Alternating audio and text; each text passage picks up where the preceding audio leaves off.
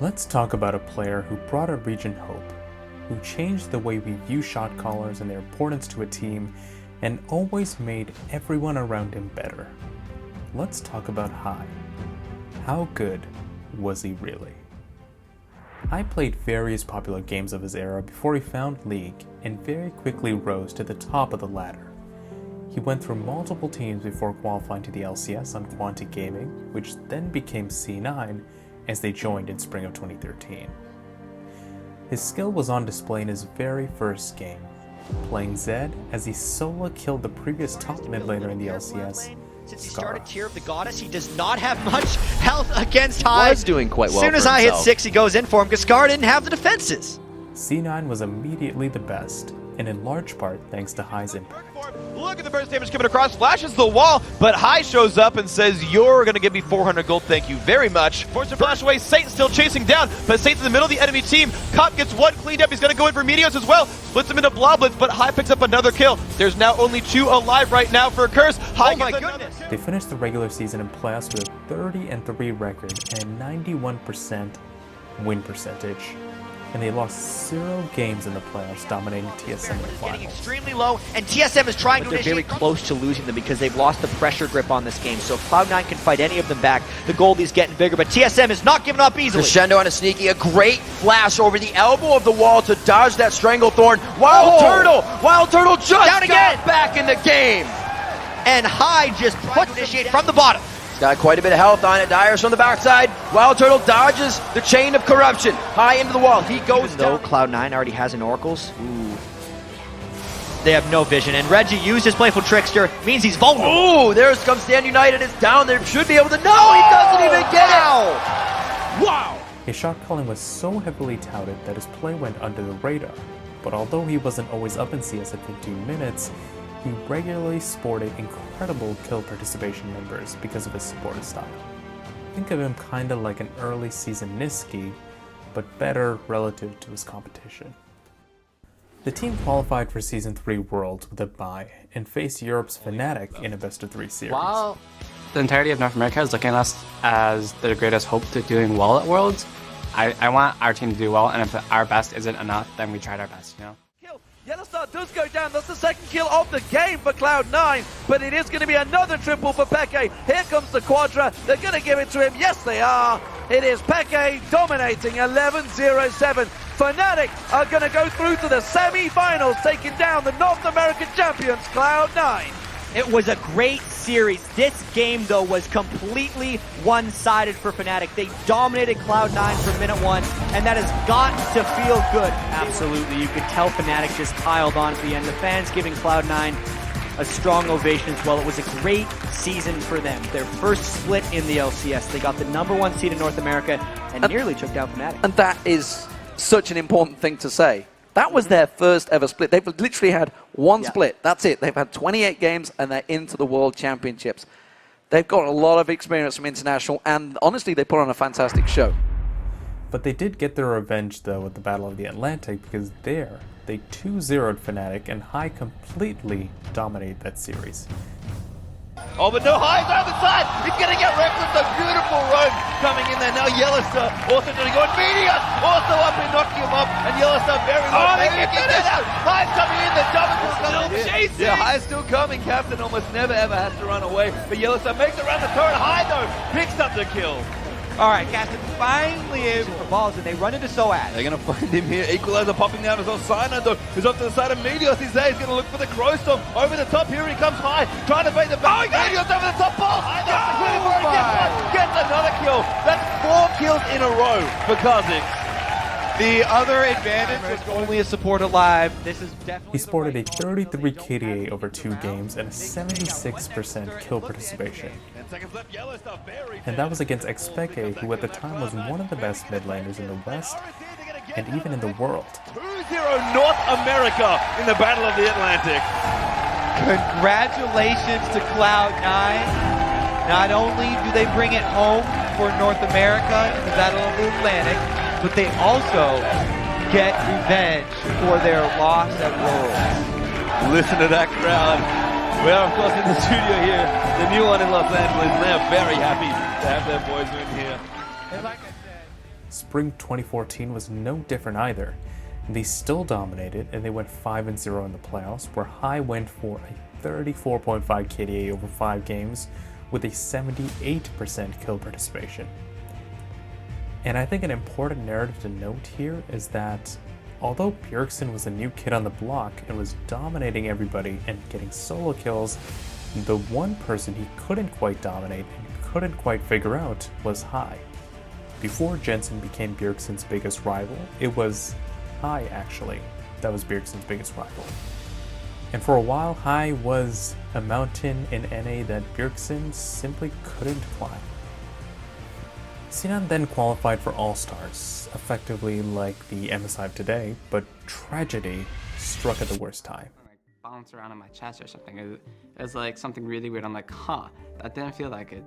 I got home and then I'm like just walking around and it became really hard to breathe. At that point in time, I knew something was wrong, so I was like, hey, Lemon, let's go to the ER. And it's like, High's in the hospital, he's got severe chest pains, we don't know what's going on. I call High's number, obviously, and Lemon answers, and I start finding out it was a collapsed lung. I didn't know what that meant. I mean, I was terrified.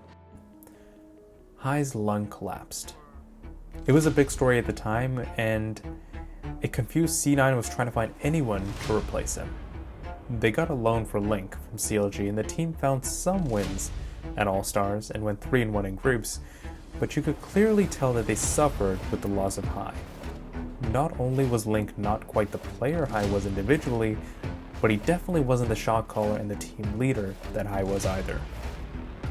The team was swiftly eliminated from the tournament in the first round of the playoffs, and in doing so you could really see just how valuable High was to the team. Or maybe not, as they completely control our balls. Nexus turrets are down. The Nexus itself is going to be focused, and OMG get themselves into the finals here at the All-Star Invitational.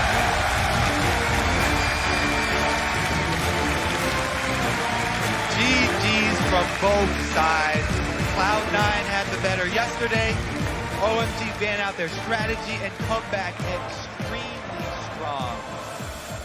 My goodness, the beginning of that game was...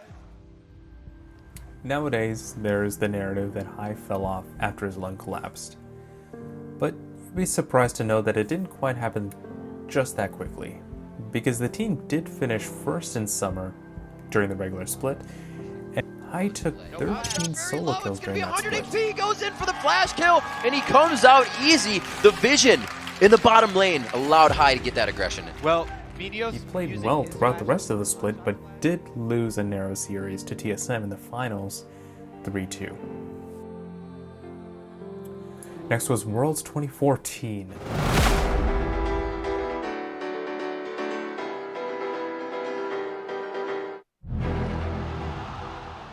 They placed in Group D against Europe's best team alliance, Korea's Najin White Shield and Kaboom, and they stepped it up again. Spawn time here on Shook, and whilst not a high-scoring game, Cloud9 really controlling this one out to pick up their first win of Worlds.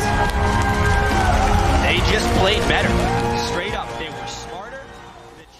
And there, they faced one of the tournament favorites in Samsung Blue. And once again, just like with every other version of High's OG C9 teams, they always punched above their weight. Nation comes around the side, they're going in!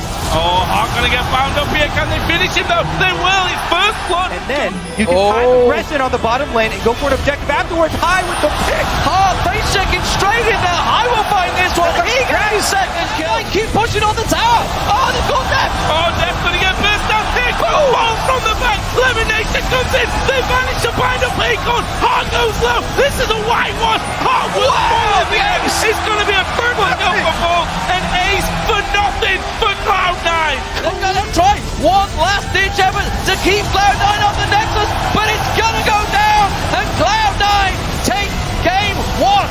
Not just yet though, they're going to do a few more kills here at the end. Spirit will actually die. It's going to be another ace right in the very final moment. But you were right, game number one does go to Cloud9 in the best of 5. They unbelievably took game one, and they were a couple hits on the Nexus away from 5 games against Korea's #1 seed. Despite the odds, C9 was always able to do better than people expected, and were always able to be the NA team that you can count on, that you could put faith in, and no NA team has really recreated that feeling apart from individual series here and there. And a large part of that was due to the unpredictability and decisiveness that Hai brought to the team. Although the international results were impressive for an NA team, this is where the regression started to kick in. Hai's wrist started to cause him serious issues, and his stats and play were starting to dip, both at the 2014 World Championship and even afterwards as well. See, the team did get voted into IEM San Jose and did incredibly well, ending with a 3-0 victory over UOL in the finals. But even there, his stats weren't as mind-blowing as they were before. And in the 2015 spring split, the team started to struggle. They rallied later on, but then they went to IEM Katowice. They got bounced out convincingly, and in the finals versus TFSM back in the LCS, the gap between Bjergsen and Hai was more obvious than ever. And unlike before where shot calling and supportive style could make up for it, it wasn't doing it anymore. They lost to TSM rather convincingly, and Hai announced his retirement not too later. Because we weren't doing super well and we needed to get better, and I couldn't put in as much effort just because I'm limited in what I can do.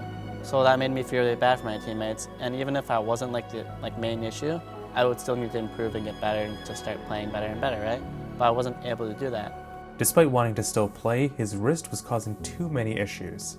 For many, the hope of NA, which was that OG C9 roster, and in large part Hai himself, died that day. Or so we thought. See, there's a curse that comes with having Hai on your team as well. Because without Hai, that C9 team that had grown so used to his leadership and so used to his shot calling had no easy way of filling it. So they struggled without Hai and were forced to bring him back to play jungle. Despite the fact that he was playing the role in pro play after years of being a mid laner, they still won a couple games and made it into the gauntlet. And after a bunch of crazy series in the gauntlet, push themselves on to face Impulse as well in the gauntlet, and they are able to come back from the 2-0, or I should say 0-2 that Gravity put them in, to go 3-2 versus Gravity in the 25 seconds of the respawn. Here they go. Nexus turret number 1. Where's the defense? It's not there.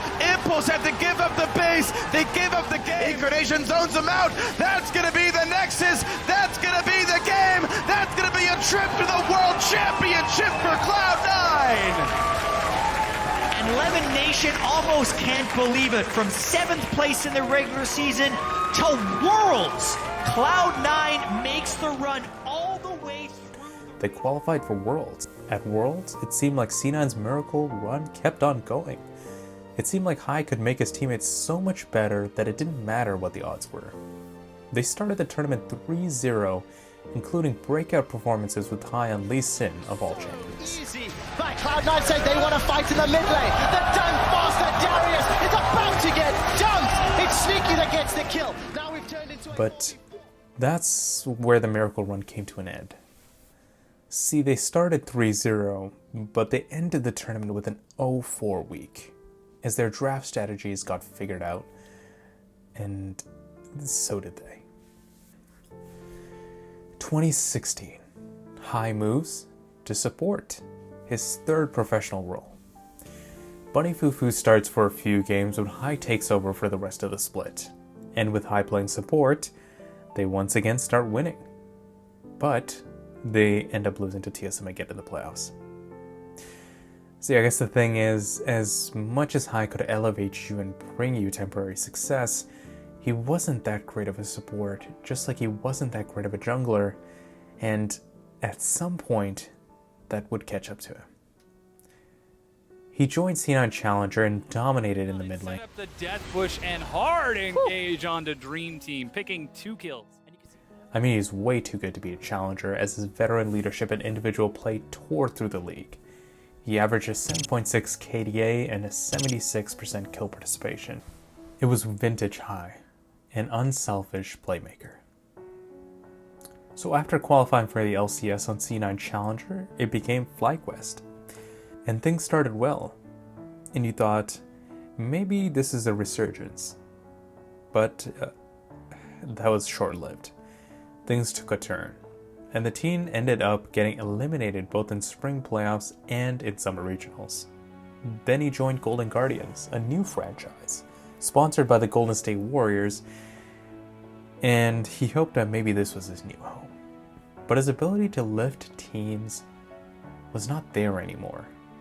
At least previously he could lift teams up even if he wasn't good individually, but at this point the talent in the LCS had grown so much, and the talent in the mid lane had grown so much, and Hai couldn't make up for that fact with his shot calling.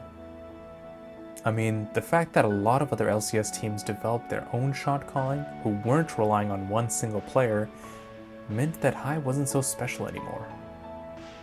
He was in many ways outmatched as an individual player and somewhat outdated as well. At the end of the season, he retired officially. More than anything, risk being another issue, but it was also the fact that there didn't seem to be much more of a place for Hai in the LCS anymore. I think the most beautiful thing about Hai, though, is that he was so good at what he did, at shot calling, at leading teams, that it made every other team want their own Hai. Although, it is important to note that we later learned that the OG C9 roster wasn't just micromanaged by Hai the entire time. But still, Hai's leadership was clearly visible in big moments and in big calls.